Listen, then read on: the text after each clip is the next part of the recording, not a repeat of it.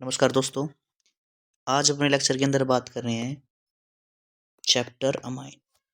तो इस चैप्टर के अंदर जितनी भी हमारी इंपॉर्टेंट रिएक्शन हैं उनके बारे में आज हम पढ़ेंगे। तो सबसे पहले अगर हम रिएक्शन की बात करें, उस रिएक्शन का नाम हमारा क्या है? Hofmann bromide reaction. Hofmann bromide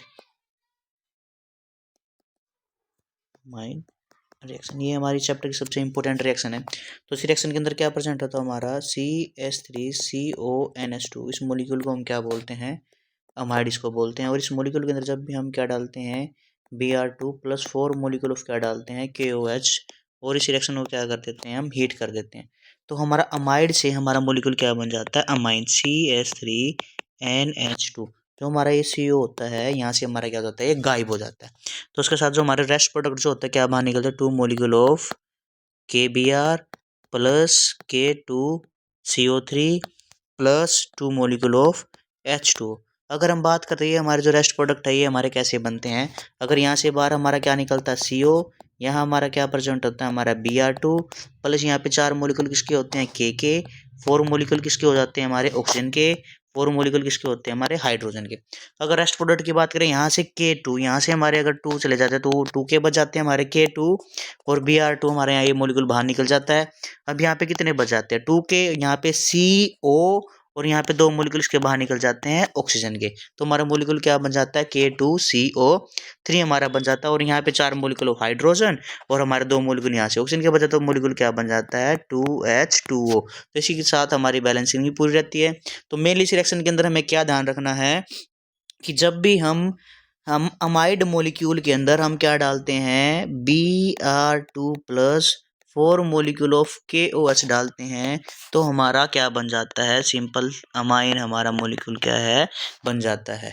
ठीक है, तो ध्यान रखने की रिएक्शन क्या है? जब भी हमें अमाइड से अगर अमाइन बनाना हो, जब भी हमें अमाइड से अगर अमाइन हमें बनाना हो, तो यहाँ पे हमें क्या डालना होता है? Br2+4 molecule of KOH। इस रिएक्शन को हम क्या बोलते हैं? होफमैन ब्रोमाइड रिएक्शन हम इसको बोलते हैं। अगर हम नेक्स्ट रिएक्शन की अगर हम बात करें यहाँ पे, तो दूसरी रिएक्शन का हमारा नाम हमारा क्या होता है? Reduction of nitro compound. क्या बोलते हैं? Reduction of nitro compound. अगर नाइट्रो को क्या बोलते हैं? नाइट्रो क्या बोलते हैं हम? NO2। और रिडक्शन का मतलब हमारा यहाँ पे क्या था? कहीं भी अगर ऑर्गेनिक केमिस्ट्री के अंदर अगर रिडक्शन लिखा हुआ हो, तो इसका मतलब हमारा क्या होता है? Add of hydrogen. वो हम देख लेते हैं कि हमें कितने हाइड्रोजन ऐड करने होते हैं। अब अगर कहीं पे हमारा रिडक्शन लिखा हुआ हो, तो इसका मतलब क्या होता है? हमारा ऐड ऑफ हमें क्या करना होता है? हाइड्रोजन मॉलिक्यूल क्या करना होता है? ऐड करना होता है। तो इसके अंदर हम नॉर्मल से दोनों मॉलिक्यूल के अंदर बात करेंगे, एलिफेटिक और हमारा एरोमेटिक कंपाउंड। हमारे पास जैसे हम बात कर रहे हैं अब एलिफेटिक, C2H5NO2 अगर हमारे पास है, अगर इस मॉलिक्यूल के अंदर हम नाइट्रो कंपाउंड हमारा है, इसके अंदर अगर हमें रिडक्शन करना हो, तो हम क्या डालते हैं? 6 मॉलिक्यूल ऑफ यहाँ पे हाइड्रोजन ऐड। वही हमने पढ़ा है कि जब भी हमारा रिडक्शन किसी की चीज़ के अंदर हमें करना हो, तो वहाँ पे हमें क्या करना होता है? ऐड ऑफ हाइड्रोजन हमें करना होता है। तो हम नाइट्रो कंपाउंड के अंदर कितने मॉलिक्यूल डाल रहे हैं? 6 molecule of hydrogen in the presence of SN/HCl भी हो सकता है, Fe/HCl भी हमारा यहाँ हो सकता है। अगर इस मॉलिक्यूल के अंदर डालते हैं तो हमारे यहाँ पे कितने हाइड्रोजन होते हैं? 1 2 3 4 5 6।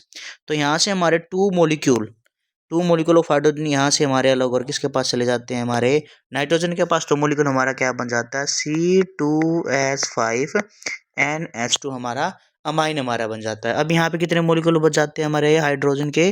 4 मॉलिक्यूल यहाँ पे हाइड्रोजन के बच जाते हैं। और यहाँ पे क्या होते हैं? हमारे 2 मॉलिक्यूल किसके होते हैं? हमारे ऑक्सीजन के होते हैं। तो हमारा रेस्ट प्रोडक्ट जो हमारा बाहर जो प्रोडक्ट निकलता है, वो हमारा क्या निकल जाता है? हमारा 2 मॉलिक्यूल ऑफ H2। ये हमारे 4 मॉलिक्यूल थे, ये हमारे ऑक्सीजन के साथ कंबाइन होकर क्या निकल जाते हैं? 2 मॉलिक्यूल हमारे वाटर के क्या निकल जाते हैं? हमारे बाहर निकल जाते हैं। अगर इसी रिएक्शन की अगर हम बात करें, अगर इसी रिएक्शन की अगर हम बात कर रहे हैं, अगर इसको हम एरोमेटिक अमाइन के अंदर बात करें, अगर बेंजीन के ऊपर अगर हमारा क्या लगा हो? N2O लगा हो, ये भी हमारा क्या है? नाइट्रो कंपाउंड है। अगर इस मॉलिक्यूल के अंदर भी हम क्या करते हैं? रिडक्शन करते हैं। 6 मॉलिक्यूल ऑफ हम क्या डाल देते हैं? हाइड्रोजन डाल देते हैं in the presence of SN/HCl या Fe/HCl। ठीक है। तो हमारा सेम वही प्रोसीजर होता है, यहाँ से 2 मोलिकुल ऑफ हाइड्रोजन कहाँ पे भाग जाते हैं हमारे नाइट्रोजन के पास, तो मोलिकुल हमारा क्या बन जाता है, बेंजीन के ऊपर हमारा क्या लग जाता है NH2। इस मोलिकुल को क्या बोलते हैं हम, एनिलीन बोलते हैं। और वही रेस्ट प्रोडक्ट हमारा क्या बन जाता है, 2 मोलिकुल ऑफ H2 हमारा बन जाता है। अब नेक्स्ट रिएक्शन की अगर हम बात करें, नेक्स्ट जो हमारी थर्ड रिएक्शन है, थर्ड रिएक्शन का अगर हम नाम देखें, थर्ड रिएक्शन को क्या बोलते हैं, रिडक्शन ऑफ साइनाइड। अब क्या करना है, फिर वही सेम बात, क्या है, reduction of cyanide, CYNAIDE, cyanide. Cyanide को क्या बोलते हैं हम, CN। और CN के बीच में हमारा क्या होता है, ट्रिपल बॉन्ड क्या होता है हमारा, प्रेजेंट होता है। तो अब इसके अंदर हमें क्या करना है, रिडक्शन करना है। फिर वो रिडक्शन का मतलब क्या होता है हमारा, add of hydrogen, add of hydrogen. ठीक है। तो फिर दोबारा फिर हमें साइन, हमारे पास मॉलिक्यूल क्या है अब, CH3CN। अगर इसके अंदर हम क्या डालते हैं, यहाँ पे हमने क्या कर दिया, 4 मोलिक्यूल ऑफ क्या डाल दिए यहाँ पे, हाइड्रोजन के। वही सेम किसकी प्रेजेंस में, LiAlH4 की प्रेजेंस में। यहाँ कितने मोलिक्यूल हाइड्रोजन के, 4, 1 2 3 4। फिर यहाँ से 2H हमारे यहाँ से अलग होकर कहाँ पहुँच जाते हैं, कार्बन के पास। और 2 यहाँ से अलग होकर कहाँ पहुँच जाते हैं, हमारे नाइट्रोजन के पास। तो मोलिक्यूल हमारा क्या बन जाता है, CH3CH2। CH2 क्यों है, क्योंकि यहाँ से 2 हाइड्रोजन हमारे कहाँ चले जाते हैं, कार्बन के पास। ठीक है। उसके बाद 2 हाइड्रोजन कहाँ जाते हैं, हमारे नाइट्रोजन के पास, तो क्या बन जाता है, NH2 पर। लेकिन अगर हम बात करते हैं एरोमेटिक के अंदर, यहाँ तो हमारा अगर देखा जाए तो हमारा क्या बन जाता है, हमारा अमाइन बन जाता है। तो अगर हम यही रिएक्शन अगर हम एरोमेटिक कंपाउंड के अंदर करते हैं, अगर यही सेम रिएक्शन अगर हम एरोमेटिक कंपाउंड के अंदर करते हैं, तो फिर हमने वही रिडक्शन करा। तो यहाँ से हमारा क्या है, LiAlH4 हमने डाल दिया। तो यहाँ से हमारे वही 4 हाइड्रोजन फिर है। तो 2 हाइड्रोजन कहाँ चले जाते हैं, कार्बन के पास। तो कहाँ चले जाते हैं, हमारे नाइट्रोजन के पास। अगर यहाँ पे अगर देखा जाए तो हमारा मोलिक्यूल क्या बनता है, CH2NH2।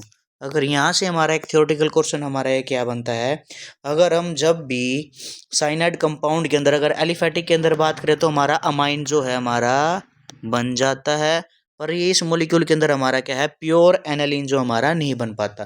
तो क्वेश्चन यहाँ से ध्यान रखना, जब भी हम साइनाइड कंपाउंड के अंदर अगर जब भी हम रिडक्शन करते हैं एरोमेटिक कंपाउंड के अंदर, तो aniline can not be prepare, हमारा यहाँ पे एनालिन नहीं बन पाता। और एनालिन क्या होता है, बेंजीन के ऊपर क्या लगा होता है हमारा, NH2। इसको हम क्या बोलते हैं, एनालिन हम इसको बोलते हैं। ठीक है।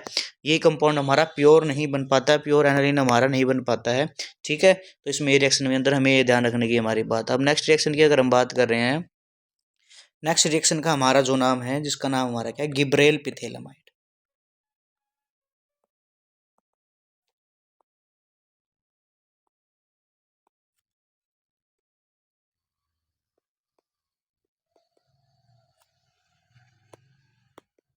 इस रिएक्शन के अंदर हम क्या करते हैं, गिब्रेल पिथेलामाइड के अंदर ये हमारा बेंजीन है, यहाँ पे क्या लगा हमारा CO, यहाँ पे भी क्या लगा हमारा CO, इसके साथ क्या लगा हमारा ये NH। इस जो हमारा ये हमारा रिएक्टेंट मोलिक्यूल है, इसको हम क्या बोलते हैं, पिथेलामाइड बोलते हैं। जब इस मोलिक्यूल के अंदर हम क्या डालते हैं, यहाँ पे एल्कोहलिक KOH। जब इसके अंदर हम यहाँ पे एल्कोहलिक KOH डालते हैं, यहाँ से हमारा OH और यहाँ से हमारा ये H क्या बाहर निकल जाता है, H2O।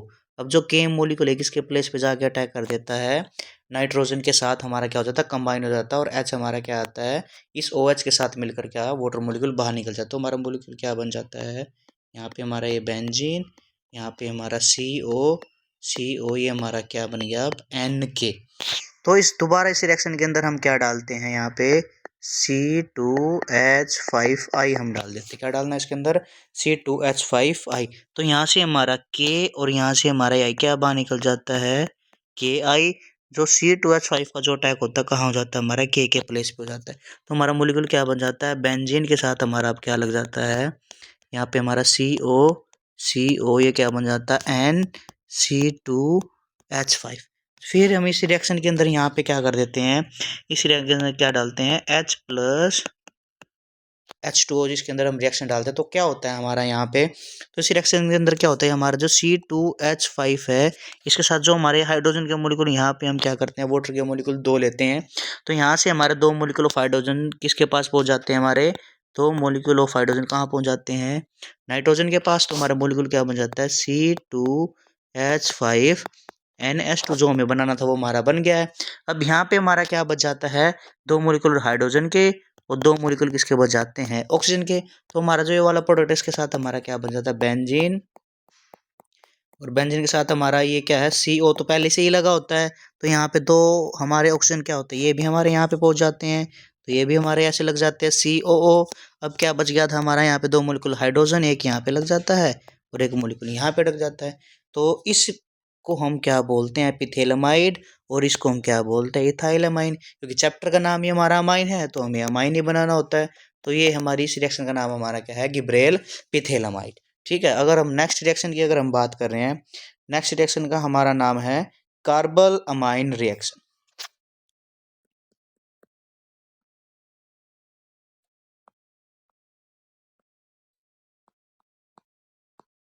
Carpal amine reaction. तो इस रिएक्शन के अंदर हमारा क्या होता है, यहाँ पे इस रिएक्शन की अगर हम बात करें तो इस रिएक्शन के अंदर हमारा मॉलिक्यूल होता है RNH2। क्या होता है, RNH2 हमारा मॉलिक्यूल हमारा यहाँ पे प्रेजेंट होता है। R का मतलब होता है यहाँ पे हमारा क्या है, CH3NH2 को क्या बोलते हैं, जो हमारा एल्काइल ग्रुप होता है इसको हम R भी लिख सकते हैं। तो हमारे पास क्या प्रेजेंट है, CH3NH2। जब इस मॉलिक्यूल के अंदर हम क्या डाल देते हैं, CHCl3 plus 3 molecule of KOH। जब ये मोलिकुल हम यहाँ पे डालते हैं तो यहाँ पे हमारा क्या होता है, 3 मोलिकुल यहाँ पे हमारे के और 3 सेल हमारा क्या बाहर निकल जाता है, 3 मोलिकुल ऑफ KCl। ठीक है। तो इस रिएक्शन के साथ और हमारा क्या, यहाँ पे 3 मोलिकुल ऑफ KCl बाहर निकल जाते हैं। अब यहाँ से हमारा ये वाला HO और यहाँ से हमारे 2 हाइड्रोजन, ये सारे हमारे कंबाइन होकर क्या निकल जाते हैं, 3 मोलिकुल ऑफ H2 भी क्या निकल जाते हैं, हमारे बाहर निकल जाते हैं। अगर हम बात करें यहाँ से हमारा ये H गायब, O गायब, यहाँ से Cl3 गायब, यहाँ से H गायब, यहाँ से H2 गायब। तो अब हम क्या बच जाता है हमारा मॉलिक्यूल, यहाँ से सिर्फ CH3N। और ये कार्बन का जो मॉलिक्यूल है यहाँ से हमारा टूटकर कहाँ पहुंच जाता है, यहाँ पे हमारा नाइट्रोजन के पास। तो हमारा मॉलिक्यूल क्या बन जाता है, आइसोसाइनाइड। ये क्या है, N triple bond C। NC को हम क्या बोलते हैं, आइसोसाइनाइड बोलते हैं। तो कार्बल अमाइन को हम दूसरे तरीके से कैसे बोल, रिएक्शन हमारी बन सकती है, इस रिएक्शन का दूसरा नाम हमारा क्या बनता है, फॉर्मेशन ऑफ आइसोसाइनाइड। तो हमें रिएक्शन ये ध्यान रखनी होती है, जो हमारी कार्बल अमाइन रिएक्शन होती है इसी को हम क्या बोलते हैं, फॉर्मेशन ऑफ आइसोसाइनाइड हम बोलते हैं। तो ध्यान रखने की बात हमारी क्या, दोबारा फिर मैं एक बार इस रिएक्शन को रिपीट कर रहा हूँ, CH3NH2 और इस रिएक्शन के अंदर हमने क्या डाल दिया, CHCl3 plus 3 molecule of KOH। Reaction को जब हम करवाते हैं, यहाँ से रिएक्शन को हीट करवाते हैं तो हमारा क्या होगा, 3 मोलिकुल ऑफ यहाँ से K, 3 मोलिकुल Cl, क्या बाहर निकल जाता है, 3 molecule of KCl।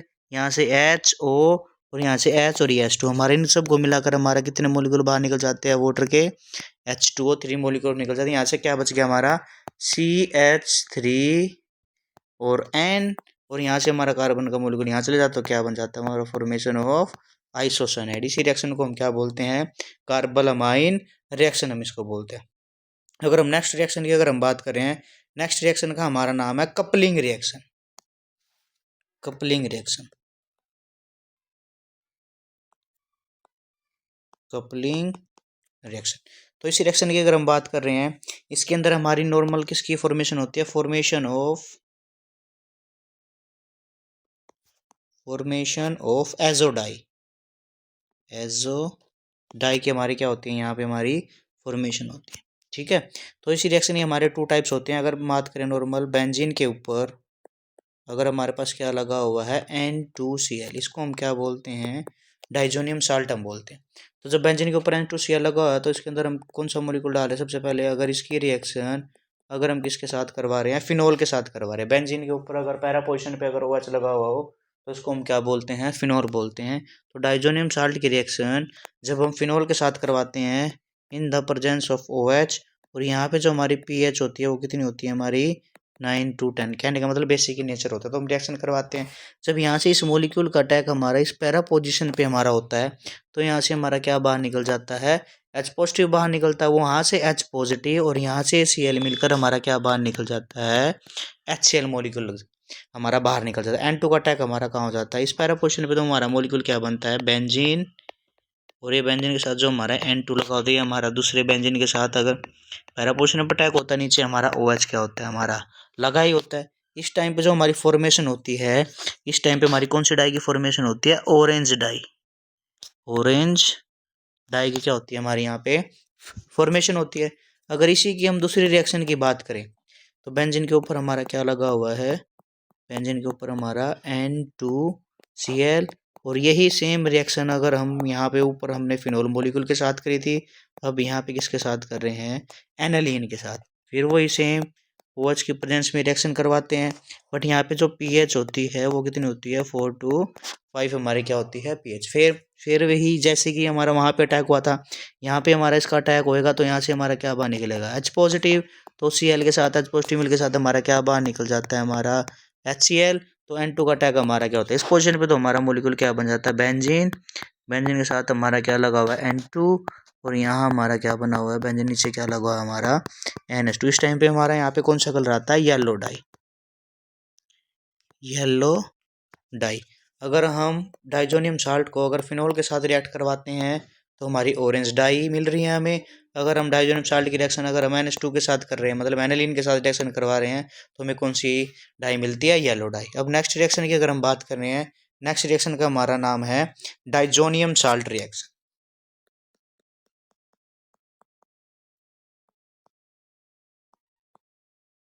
Diazonium salt reaction. अगर इस रिएक्शन के अंदर क्या होता है, हमारे पास एनालिन मोलिक्यूल होता है, बेंजीन के ऊपर क्या लगा हुआ हमारा NH2।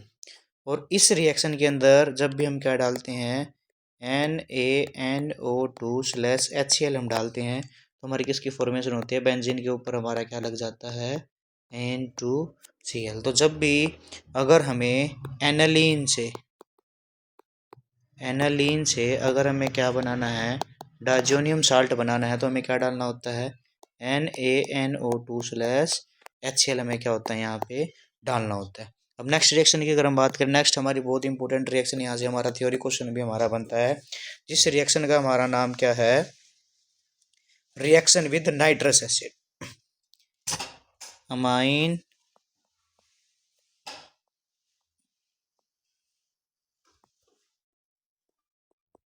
React with nitrous acid, nitrous acid. ठीक है। अब अमाइन की बात करें, या तो हमारा क्या हो, एलिफेटिक, या हमारा क्या हो, एरोमेटिक। ये क्वेश्चन हमारा बहुत ही इंपॉर्टेंट है। अमाइन हमारा एलिफेटिक, एलिफेट को कैसे लिखते हैं हम, CH3NH2। और एरोमेटिक को कैसे लिखते हैं, अगर बेंजीन के ऊपर अगर हमारा क्या लगा हो, NH2 लगा हो, इसको हम क्या बोलते हैं, एरोमेटिक।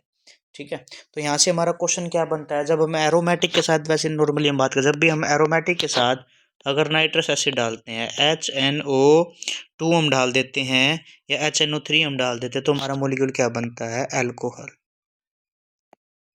और जब भी हम इसके अंदर अगर हम HNO2 डालते हैं, तो हमारा यहाँ पे क्या बनता है, डाइजोनियम साल्ट। ये क्वेश्चन हमारा बहुत इंपॉर्टेंट है, थ्योरी के अंदर भी बहुत ज़्यादा पूछा जाता है कि जब भी हम एलिफेटिक अमाइन के अंदर, एलिफेटिक अमाइन को कैसे लिखते हैं हम, C2H5NH2। और इस मोलिक्यूल के अंदर जब हम क्या डालते हैं, HNO2 हम डालते हैं, ठीक है, इसको रिएक्ट करवाते हैं, तो यहाँ से हमारा N और यहाँ से हमारा ये वाला N क्या बाहर निकल जाता है, नाइट्रोजन गैस। और यहाँ से हमारा H2 और यहाँ से हमारा एक ओ क्या बाहर निकल जाता है, हमारा H2O। तो हमारा यहाँ पे एक मोलिक्यूल O और एक मोलिक्यूल यहाँ पे H, जो OH बच जाता है। OH का टैग हमारा क्या हो जाता है, हमारा C2H5 के साथ, तो क्या बन जाता है, C2H5OH। तो हमारी किसकी फॉर्मेशन हो जाती है, यहाँ पे एल्कोहल की फॉर्मेशन हो जाती है। तो रिएक्शन ध्यान रखने की है, जब भी हम एलिफेटिक अमाइन के अंदर नाइट्रस एसिड हम डालते हैं तो किसकी फॉर्मेशन होती है, अल्कोहल की। यही सेम रिएक्शन अगर हम किसके साथ करवाते हैं, एरोमेटिक के साथ। यहाँ पे क्या लगा हुआ है, NH2।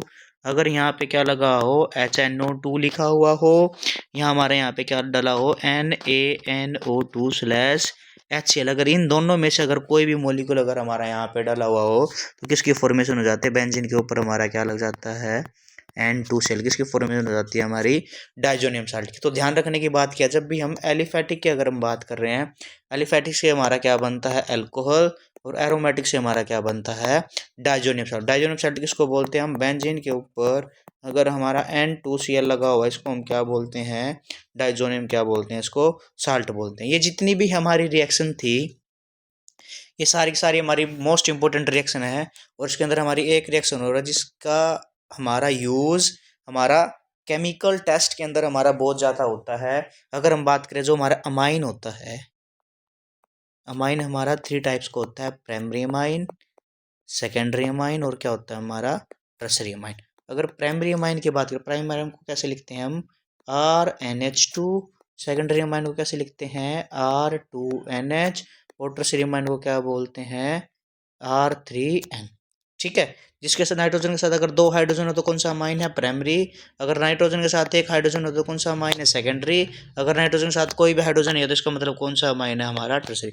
अगर इन तीनों अमाइन के अंदर प्राइमरी, सेकेंडरी और टर्सरी अमाइन के अंदर अगर हमें मोलिक्यूल का पहचान करनी हो कौन सा प्राइमरी है कौन सा सेकेंडरी, लगा लो ये हमारे इस मान लिया हमने ये हमारे पास क्या है अमाइन मोलिक्यूल है, इसकी हमें पहचान करिए ये प्राइमरी है या सेकेंडरी है या टर्सरी, हमारा कौन सा इनमें से अमाइन है। तो इस चीज़ को पहचानने के लिए हमें कौन सा टेस्ट करना पड़ता है बेंजीन सल्फोनिल क्लोराइड, क्या क्या नाम होता है उसका बेंजीन सल्फोनिल क्लोराइड, जिसको हम क्या बोलते हैं Hinsberg reagent test, HINSPERG Hinsberg reagent test. इसी टेस्ट का हमारा दूसरा नाम जो होता है इसको हम क्या बोलते हैं बेंजीन सल्फोनाइल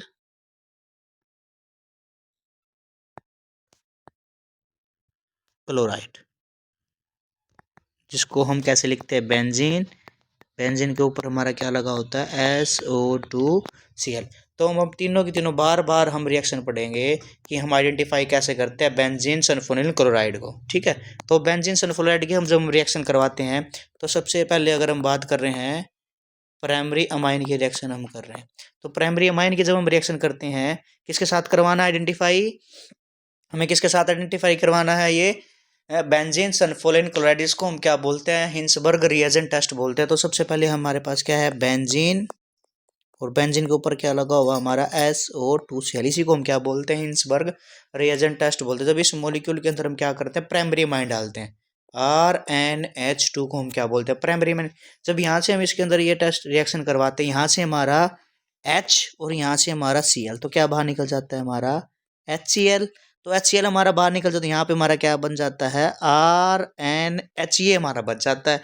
ये हमारा RNH जो होता है इसका अटैक हमारा क्या हो जाता है हमारा Cl के प्लेस पे हो जाता है। तो हमारा मोलिक्यूल हमारा क्या बन जाता है यहाँ पे बेंजीन के ऊपर हमारा क्या लग जाता है SO2RNH, ये मोलिक्यूल हमारा यहाँ बन जाता है। ये वाला जो मोलिक्यूल हमारा बचा था इसका प्लेस का अटैक कहाँ पे हो जाता है हमारा जहाँ पे हमारा Cl लगा हुआ था। अब इस मोलिक्यूल के अंदर हम क्या डालते हैं यहाँ पे एक्वस KOH, यही स्टेप हमारा सबसे बड़ा मेन स्टेप है।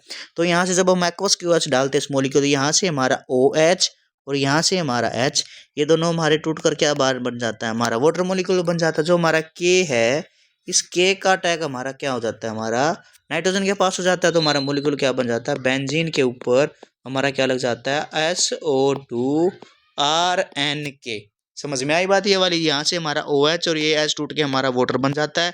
ये जो हमारा K होता है K का अटैक क्या हो जाता है हमारा नाइट्रोजन के पास, तो मोलिक्यूल हमारा क्या बन गया SO2RNK बन जाता है। अब इस मोलिक्यूल के अंदर जो हमारा SO2RNK हमारा बना है, अगर इस मोलिक्यूल के अंदर हम क्या डाल देते हैं HCl डाल देते हैं, क्या डाल देते हैं HCl, अगर हम इसके अंदर डाल देते हैं HCl, जब HCl डालते हैं यहाँ से हमारा K और यहाँ से हमारा Cl क्या बाहर निकल जाता है KCl, फिर वो हाइड्रोजन बच गया। अब ये हाइड्रोजन का अटैक हमारा कहाँ हो जाता है जहाँ पे हमारा K लगा हुआ, तो मोलिक्यूल क्या बन जाता है बेंजीन, और उसके ऊपर क्या लग गया हमारा SO2RN, और ये वाला जो हमारा H होता है इसका अटैक हमारा कहाँ होता है नाइट्रोजन के पास, तो क्या बन जाता है हमारा SO2RNH, क्या बन गया हमारा बेंजीन के ऊपर अब क्या लगा हुआ है हमारा SO2RNH, क्या लगा हुआ है हमारा RNH। अब ये मोलिक्यूल और अगर हम बात करें ये मोलिक्यूल, इन दोनों मोलिक्यूल को अगर हम देखते हैं हमारे दोनों मोलिक्यूल सेम है। तो यहाँ से हमें क्या ध्यान रखना, जब भी हम प्राइमरी अमाइन के अंदर जब भी हम हिंसबर्ग रिएजेंट टेस्ट करवाते हैं तो हम यहाँ क्या लिखना है, primary amine is soluble in aqueous KOH।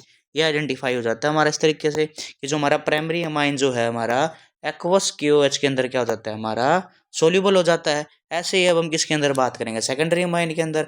अब सेकेंडरी अमाइन के अंदर हमें क्या करवाना है, सेम यही टेस्ट करवाना है। फिर हमने क्या ले लिया, वही हिंसनबर्ग रिएजेंट टेस्ट। बेंजीन के ऊपर क्या लगा हमारा SO2Cl। इसके अंदर हम क्या डालते हैं, हम R2NH। R2NH को क्या बोलते हैं हम, सेकेंडरी अमाइन। फिर हमें वही रिएक्शन यहाँ से H और यहाँ से Cl क्या बाहर निकल जाता है हमारा HCl। क्या बच गया यहाँ पे R2N।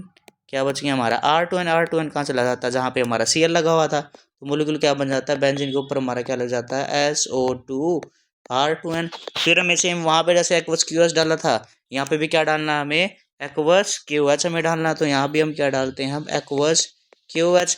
जब एक्वस QH इंटीग्रेट डालते हैं तो यहाँ से अगर देखा जाए OH, यहाँ से हमारा H है नहीं यहाँ पे, तो हमारा वाटर मोलिक्यूल निकल नहीं सकता। इसके बाद हमारी रिएक्शन क्या है, आगे नहीं हो सकती। तो इसका मतलब क्या है, अब यहाँ पे हमें क्या लिखना है कि जो हमारा सेकेंडरी अमाइन है, secondary amine is insoluble in aqueous KOH। ठीक है, तो यहाँ पे ध्यान रखना, अगर प्राइमरी अमाइन की अगर हम बात कर रहे हैं, प्राइमरी अमाइन तो हमारा एक्वस KOH के अंदर सोल्यूबल हो रहा था। पर यहाँ पे अगर हम सेकेंडरी अमाइन की बात करें, हमारा क्या है, इनसोल्यूबल है किसके अंदर, एक्वस KOH के। अब हम लास्ट रिएक्शन की अगर हम बात करें, लास्ट रिएक्शन हमारी क्या है, टर्सरी अमाइन। ये और भी ज़्यादा सिंपल है हमारी। ठीक है, तो टर्सरी अमाइन के अंदर जब हम हिंसबर्ग रिएजेंट टेस्ट करते हैं, बेंजीन के ऊपर क्या लगा हमारा SO2Cl। और इस SO2Cl के अंदर जब हम क्या डालते हैं, टर्सरी अमाइन R3N का जब इसके अंदर डालते हैं, तो यहाँ से हमारा Cl को बाहर निकालने के अंदर हाइड्रोजन प्रेजेंट ही नहीं है, तो यहाँ पे क्या होती है, नो रिएक्शन। तो कैसे आइडेंटिफाई हुए हमारे सारे के सारे टेस्ट। अगर हम प्राइमरी अमाइन की अगर हम बात कर रहे हैं, प्राइमरी अमाइन के अंदर जब हमने ये वाला टेस्ट करा, बेंजीन उसके ऊपर SO2Cl, मतलब कि हिंसबर्ग रिएजेंट टेस्ट करा, तो हमारा क्या हो गया, सोल्यूबल इन एक्वस KOH। अगर हम सेकेंडरी अमाइन की अगर हम बात कर रहे हैं, सेकेंडरी अमाइन के अंदर सेम हमने ये टेस्ट करा, तो हमारा क्या हो गया, इनसोल्यूबल इन एक्वस KOH।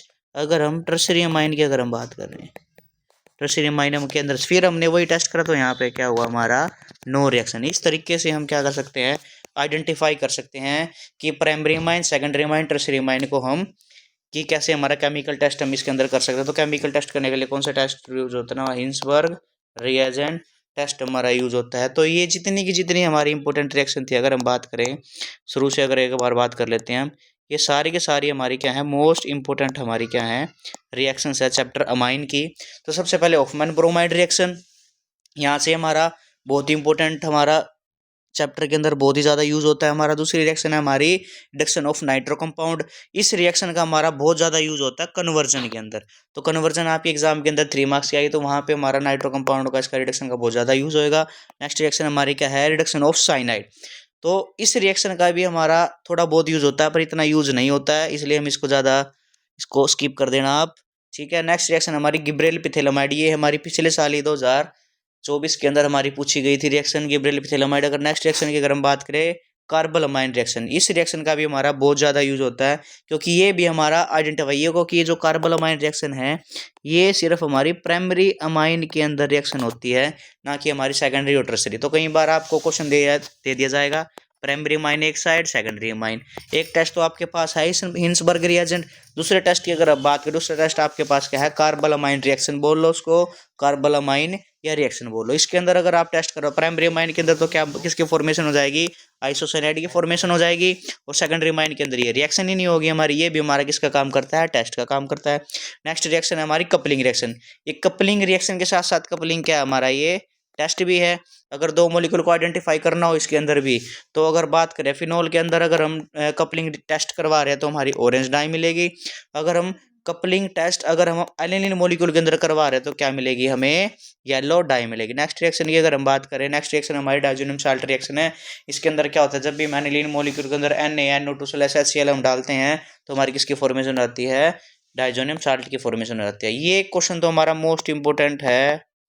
और कम से कम 150% इसके आने के हमारे चांस होते ही होते हैं एग्जाम के अंदर।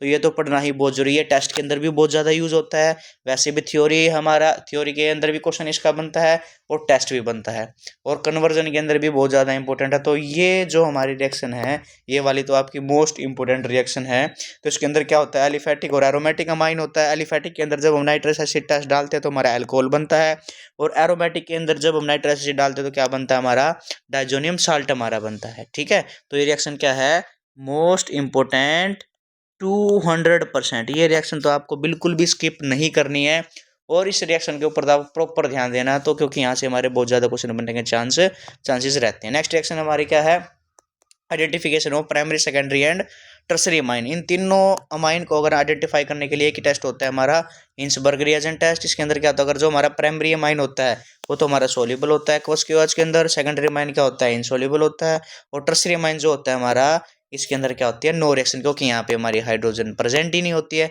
यहाँ पे हमारी 2 हाइड्रोजन प्रेजेंट होती है, इसका मतलब प्राइमरी अमाइन हमारा सोल्यूबल हो जाएगा। यहाँ में हमारा 1 हाइड्रोजन प्रेजेंट होती है, इसलिए हमारे इनसोल्यूबल होता है एक्वस के अंदर। यहाँ पे क्या होती है, नो हाइड्रोजन नहीं होती, तो हमारी रिएक्शन ही नहीं होगी, क्योंकि हमारा ईसन रिएजेंट HCl के साथ हमारा H कंबाइन होकर बाहर ही निकल पाएगा, तो हमारी रिएक्शन कहाँ से होगी। तो ये जितनी भी हमारी रिएक्शन थी चैप्टर की मोस्ट इंपोर्टेंट रिएक्शन थी। तो ओके स्टूडेंट्स, बाय। और इस चैप्टर को बिल्कुल ध्यान से पढ़ना, क्योंकि ये चैप्टर आपका मोस्ट इम्पोर्टेंट है CBSE एग्ज़ाम के लिए और HBSE एग्ज़ाम के लिए। जय हिंद। और जो मैंने मोस्ट इम्पोर्टेंट आपको बताया है, कौन से वाला, जो हमारा नाइट्रस एसिड टेस्ट है वो हमारा 100%, 200%, 500% बिल्कुल आ ही आएगा। तो बिल्कुल उस रिएक्शन के ऊपर बिल्कुल ध्यान देना, ये इंपॉर्टेंट चैप्टर हमारा बहुत ज़्यादा है, और ये सारी की सारी हमारी रिएक्शन इस अमाइन चैप्टर की बहुत ज़्यादा इंपॉर्टेंट है। जय हिंद, जय भारत, जय मनोकामना।